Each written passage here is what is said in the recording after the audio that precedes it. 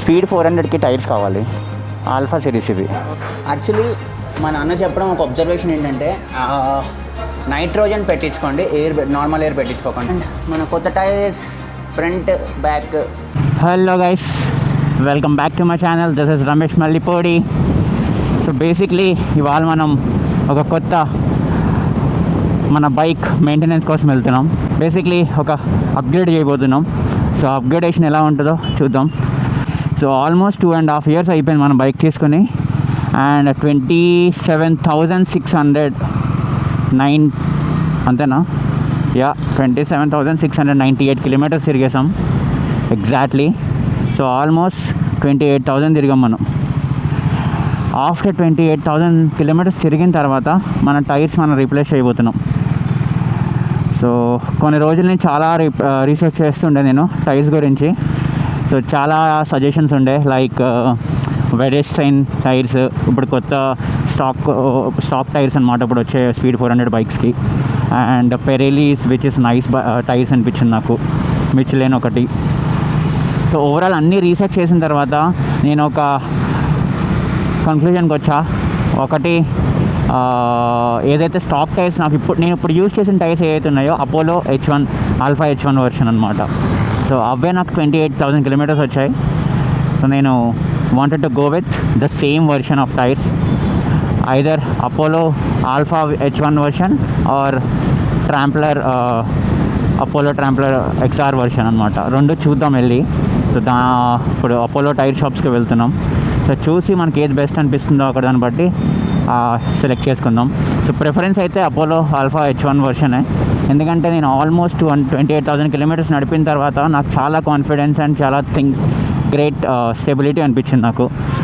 And more over మనం ఎక్కువ ride చేసేది హైవేస్, రోడ్స్, లాంగ్ టూరింగ్ కదా. సో బెటర్ అనిపించింది, ట్రాంప్లర్ కన్నా కూడా బెస్ట్ అనిపిస్తుంది నాకు.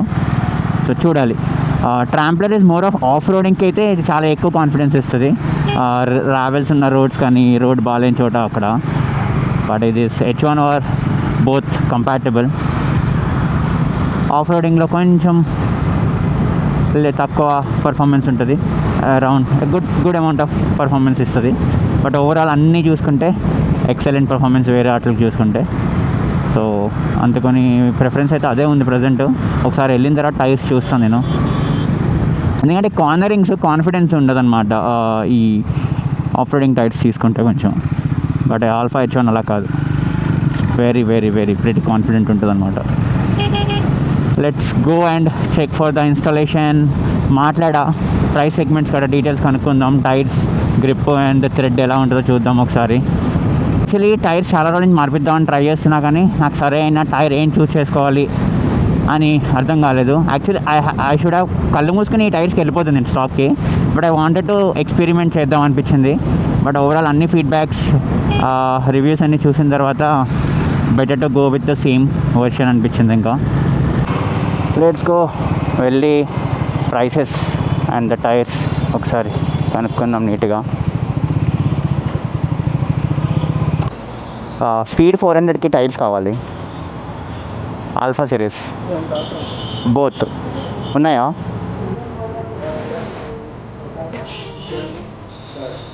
ఆల్ఫా సిరీస్ ఇవి, ట్రాంప్లర్ సిరీస్ ఇవి.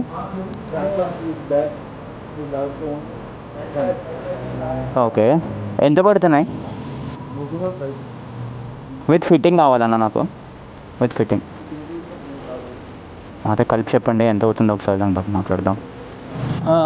సో యాక్చువల్లీ టైర్ చూడండి, ఇది ఆల్మోస్ట్ అయిపోయి వచ్చింది. ఇక్కడైతే బ్యాక్ది అయితే మొత్తం అయిపోయి వచ్చింది మీరు చూస్తే. సో ఇది రీప్లేస్ అవుతుంది.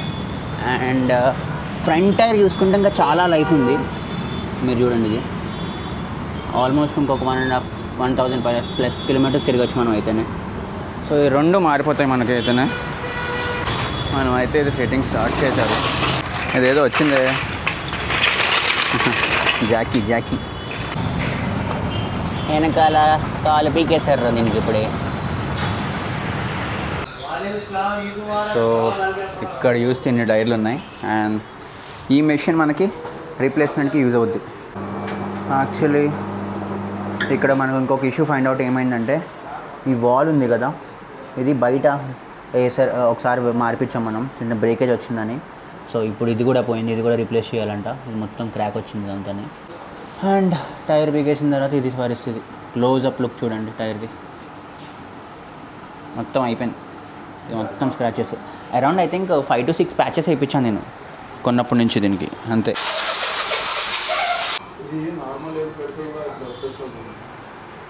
నార్మల్ ఎయిరా? ఏం పెట్టాలి? నైట్రోజన్ పెట్టుకోవాలా? వాటర్ రిలీజ్ అవుతుంది. ఓకే, దానివల్ల మీకు ఇట్లా వచ్చేస్తుంది. ఇప్పుడు ఏం కాలేదు కదా. అండ్ మన కొత్త టైర్స్ ఫ్రంట్ బ్యాక్. యాక్చువల్లీ మా నాన్న చెప్పడం ఒక అబ్జర్వేషన్ ఏంటంటే, నైట్రోజన్ పెట్టించుకోండి, నార్మల్ ఎయిర్ పెట్టించుకోకుండా. బికాస్ ఆఫ్ చెమ్మగా ఇక్కడ ఫామ్ అయిందనమాట మొత్తం ఈ కేస్ అంతా.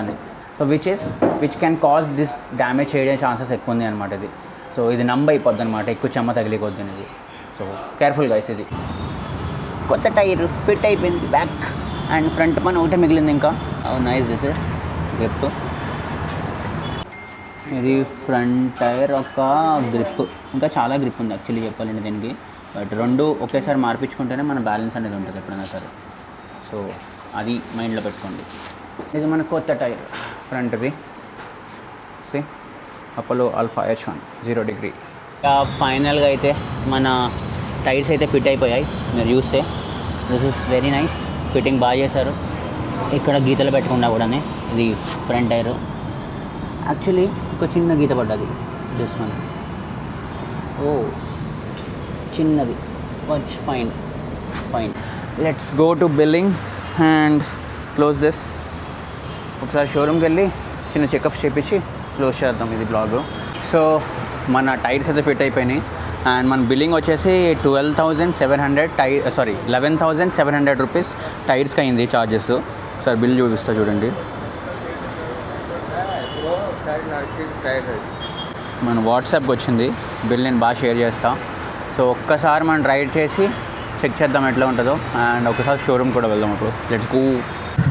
సో సర్వీస్ సెంటర్కి వచ్చి మనం బైక్ చిన్న చెకప్ చేయించా ఇప్పుడే. లైక్ టైర్స్ మార్పించాం కదా, అలైన్మెంట్ ఎలా ఉంది, బ్రేక్ ప్యాడ్స్ కట్టనని. So everything is good. So one thing ఏంటంటే బ్యాక్ డిస్క్ ప్లేట్ ఉంది కదా, అది మార్పించాలంట, అరిగిపోయింది. ఇప్పుడైతే ఈవినింగ్ 5 అవుద్ది అన్నాడు. నెక్స్ట్ టైం రావాల్సిందే. ఇంకా ఫ్యూల్ అప్ చేసుకొని బ్లాగ్లో క్లోజ్ చేసేద్దాం. సో యా, మన టైర్స్ అయితే 27,700కి మార్చాం. ఇవి ఎంత వస్తాయో చెక్ చేద్దాం. డెఫినెట్గా 500 to 1000 కిలోమీటర్స్ రైడ్ చేసిన తర్వాత నేను రివ్యూ చేస్తా టైర్స్ ఎలా ఉన్నాయని, క్వాలిటీ ఎలా ఉందనేది. స్టాక్ వచ్చిన టైర్స్ అయితే బాగున్నాయి, మరి ఇవి ఎలా ఉంటాయో తెలియదు కదా. సో చూద్దాం. Fuel up. పెట్రోల్ ప్రైసెస్ అయితే పెరిగిపోయినాయి మనకైతేనే. 115 రూపీస్.62 అనమాట నార్మల్ పెట్రోల్. పవర్ పెట్రోల్ కిतना है भैया? 125 అంట power petrol. Power petrol price దీనికి ఇచ్చేసాడు, దీనికి ఇంకా డబల్ చేస్తాడు పవర్కి. ఎప్పుడు తగ్గుతాయో, ఎప్పుడు సెటిల్ అవుతాయో ఇవన్నీ. సో ఫ్యూల్ కట్టించుకొని స్టార్ట్ అయిపోయాం. అరౌండ్ 10+ లీటర్స్ పట్టింది. పెట్రోల్ రేట్లు పెరిగిపోవడం వల్ల 1300 చేంజ్ ఎంత అయింది ఇప్పుడైతే మనకి. సో అది ఇవాళ బ్లాగ్ సంగతి. మనం టైర్స్ రివ్యూ చేద్దాం 1000 కిలోమీటర్స్ దగ్గరికి వచ్చిన తర్వాత పక్కగానే. అండ్ ఒక 1 మంత్లో ఫుల్ రైడ్స్ చేయబోతున్నాను నేనైతేనే. సో స్టే ట్యూన్, వెయిట్ చేయండి, సబ్స్క్రైబ్ చేయండి. మంచి కంటెంట్ వస్తుంది, మంచి ప్లేసెస్ చూపిస్తాం మీకు. అప్పటి వరకు మీ Ramesh Mallipudi signing off. Bye.